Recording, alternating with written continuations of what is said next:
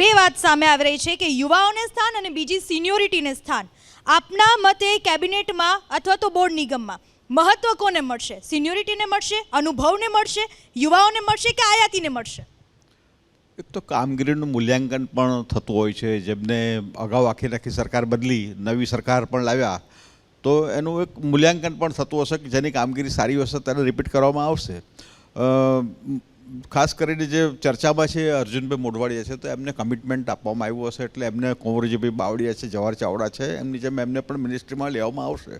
એટલે આ પ્રકારની એક ગોઠવણ મુજબ તો થતું જ હોય છે ને. એક એન્ટી ઇન્કમ્બન્સી કે જે કંઈ ક્રિએટ થતી હોય તેને આખું ભૂસવા માટે થઈને પણ એક બદલાવ લાવવાની એ થાય છે. એમ શક્ય છે કે ભૂપેન્દ્રભાઈને પણ બદલવામાં આવે, ભલે સારો દેખાવ થાય, 26માંથી 26 સીટ આવે, બધું આવે, પણ સરકારની એક છાપ બદલવા માટે જે આ ઇલેક્શનની અંદર એક બહુ જબરજસ્ત વર્ષો પછી એવું ઇલેક્શન થતું એવું લાગ્યું. એટલે એમ કોંગ્રેસ પણ હતી, અમુક મુદ્દાઓ પણ આવ્યા, એટલે એક ઇલેક્શનમાં આખો એક અલગ એક સરકારની વિરુદ્ધ એક માહોલ ક્રિએટ થયો.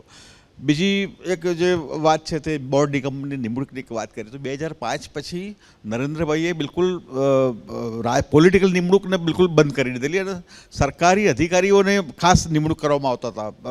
ઔડા તમે જુઓ, સુડા તમે જુઓ કે બીજા કોઈ પણ જે બોર્ડ નિગમો છે, GSPCL છે કે જે GSFC છે, બધા જ, તો ત્યાં આગળ સરકારી અધિકારીઓને નિમણૂક કરવામાં આવતી હતી. એક ચોક્કસ તે વખતે એ હતું કે ભાઈ બોર્ડ નિગમમાં પોલિટિકલ નિમણૂક થાય, એ લોકો ગજવા ભરતા હોય છે, પર્સનલ ગજવા ભરતા હોય છે, એ પોતે પર્સનલ ગજવા નહીં ભરે ને પાર્ટી ફંડમાં એની રકમ જમા થાય, એક આવો એક વિચાર સાથે એક હતું.